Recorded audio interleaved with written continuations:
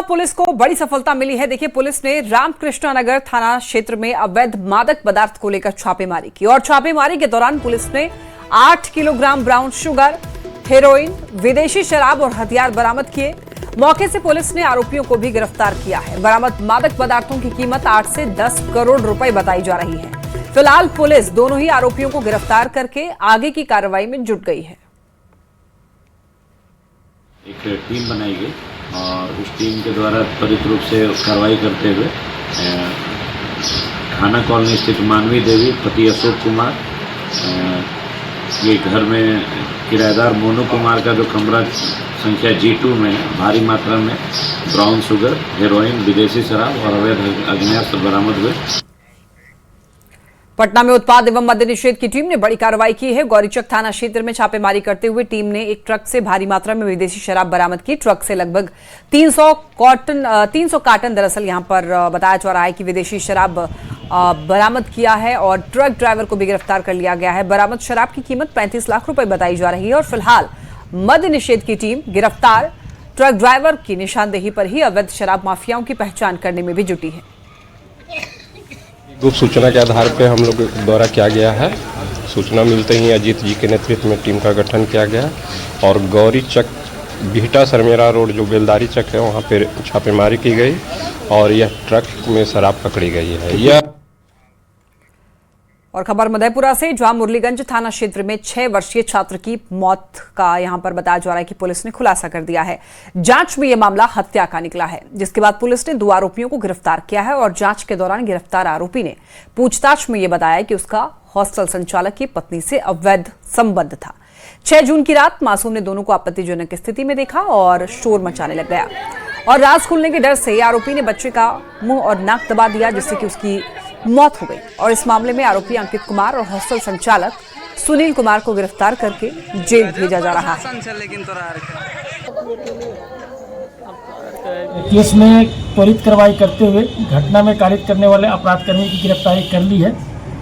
इस केस में गिरफ्तार अभियुक्त हैं अंकित कुमार, जो पूछताछ के क्रम में बताए हैं कि उनका तथा हॉस्टल संचालक जो हॉस्टल के मालिक हैं JD पब्लिक स्कूल परमानंदपुर रहता के जो मालिक है सुनील यादव और अंकित कुमार, ये भी स्कूल में ही रहते थे। पूर्णिया से बड़ी खबर सामने आ रही है, जहां पर शाहिद आलम नाम के युवक पर नाम बदलकर हिंदू लड़की को प्यार में फंसाने और ब्लैकमेल करने का आरोप है। यह मामला खजांची हाट थाना इलाके का है। लड़की का आरोप है कि लड़के ने खुद का नाम राजा बताया और पहले उससे बात की, फिर बाद में लड़की के न्यूड फोटोज के जरिए लड़की को ब्लैकमेल करने लग गया। ये मामला सामने आने के बाद लोगों में आक्रोश भी है। सूचना के बाद महिला थाना की पुलिस मौके पर पहुंची और दोनों ही लड़के और लड़की को थाना ले गई। वहीं इस मामले को लेकर के ASP आलोक कुमार का ये कहना है, फिलहाल दोनों से पूछताछ हो रही है। अगर परिजन आवेदन देते हैं तो फिर उसकी ही आधार पर प्राथमिकी दर्ज की जाएगी और आगे की कार्रवाई होगी। हालांकि अभी तक परिजनों ने कोई आवेदन नहीं दिया है। बात हो रहा था बस। कौन पे बात? क्या आपको पता था मुस्लिम? नहीं, पता नहीं था। क्या पता था? पहले पता था कि राजा नाम है तो हिंदू है, तो हम पूछे भी तो कि आपके फोन पे ट्रू कॉलर पे आता है आपका खान के नाम से, आप मुस्लिम है?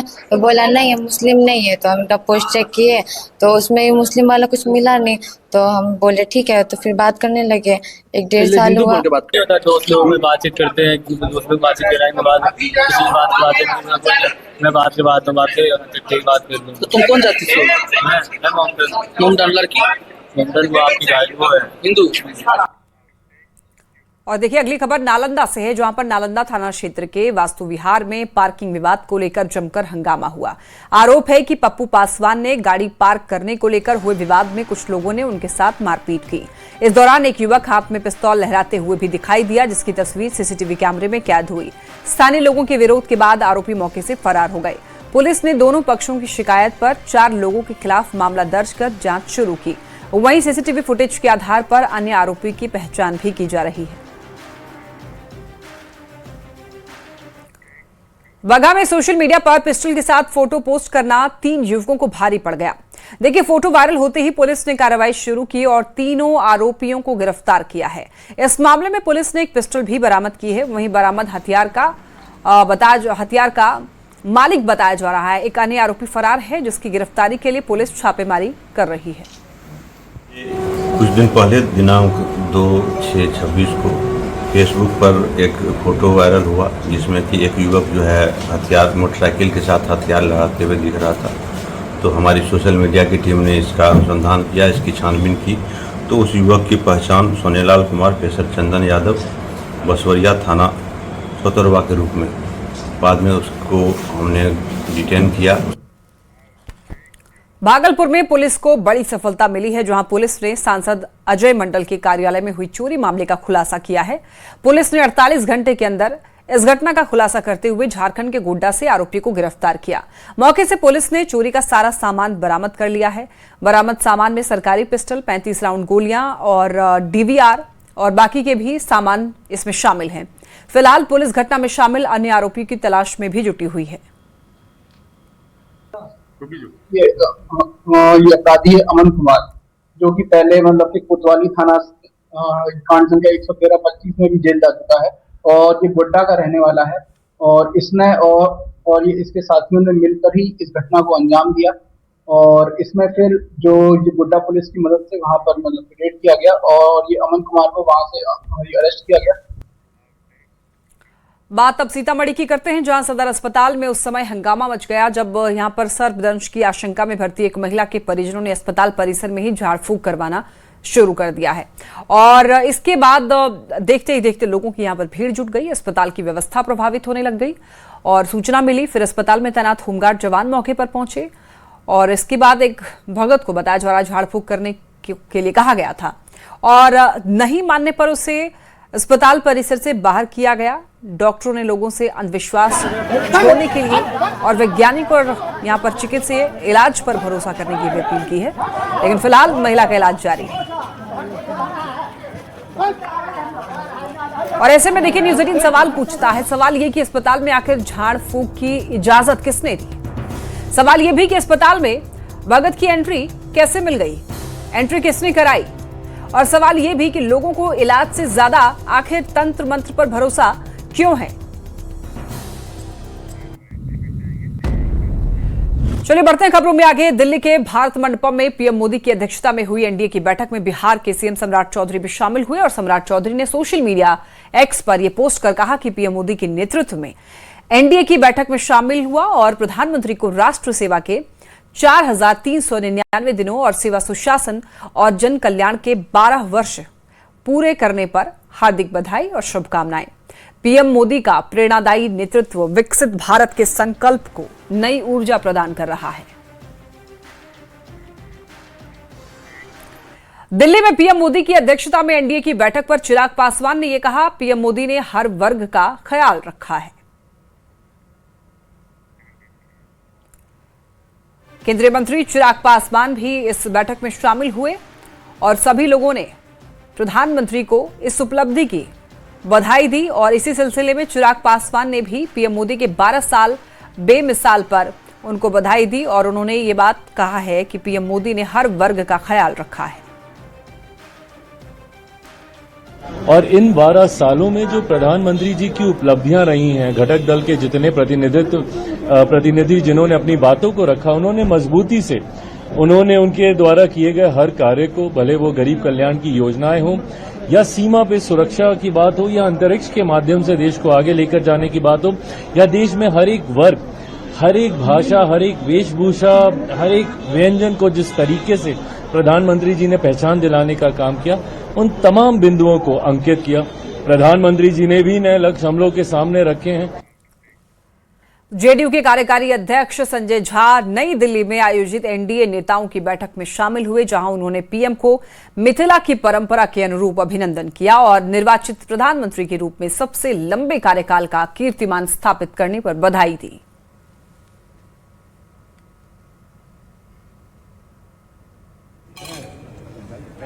लॉन्गेस्ट सर्विंग प्राइम मिनिस्टर हुए, इलेक्टेड प्राइम मिनिस्टर, और एनडीए के लिए बड़ी बात है। और हम लोगों ने बिहार की तरफ से भी ये कहा कि जो बिहार की चीज़ों को जिस हिसाब से इंटरनेशनल प्लेटफॉर्म पे ले जाता है, बिहार का मखाना, मधुबनी पेंटिंग जब गिफ्ट देते हैं किसी डिग्निटरी को बाहर जाकर के, तो एक कल्चरली भी बिहार का वो होता है। पूरे 12 साल में जो काम रहा है उस पर चर्चा हुई। अच्छा, बहुत अच्छा एक मीटिंग रहा है। भारत मंडपम में एनडीए नेताओं की बैठक के बाद बीजेपी के राष्ट्रीय अध्यक्ष नितिन नवीन ने यह कहा, प्रधानमंत्री के मूल मंत्र सबका साथ, सबका विकास, सबका विश्वास से पूरा देश जुड़ गया है और आज देश के 75% इलाके में और देश के 22 से भी ज्यादा राज्यों में एनडीए की सरकार चल रही है।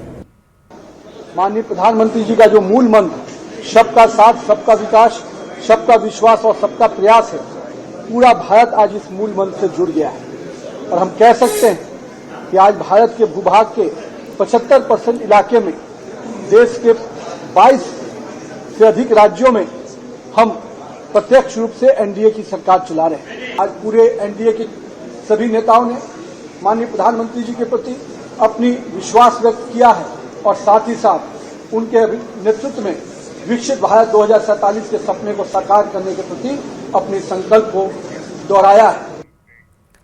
बिहार के डिप्टी सीएम विजेंद्र यादव भी भारत मंडपम में एनडीए की बैठक में शामिल हुए और उन्होंने ये कहा कि पीएम ने इतिहास रचने का काम किया है, उन्हें स्वर्णिम काल के लिए बधाई दी गई।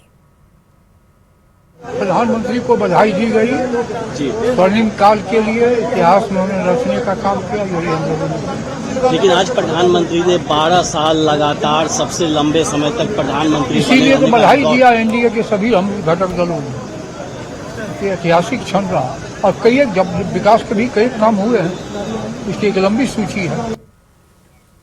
दिल्ली में एनडीए की बैठक पर आरएलएम प्रमुख उपेंद्र कुशवाहा ने यह कहा कि प्रधानमंत्री नरेंद्र मोदी ने लंबे काल तक देश की प्रधानमंत्री के रूप में सेवा की है और इतने दिनों में उन्होंने ऐतिहासिक कार्य किए हैं। उन कार्यों के लिए हम सब ने मिलकर उन्हें बधाई दी। के लीडर्स थे, डिफरेंट स्टेट्स के सीएम, डिप्टी सीएम सभी थे और भी केंद्रीय मंत्री थे। प्रधानमंत्री जी के नेतृत्व में हम सब लोग बैठे थे। प्रधानमंत्री जी नरेंद्र मोदी जी ने लंबा काल तक देश में प्रधानमंत्री के रूप में सेवा की है।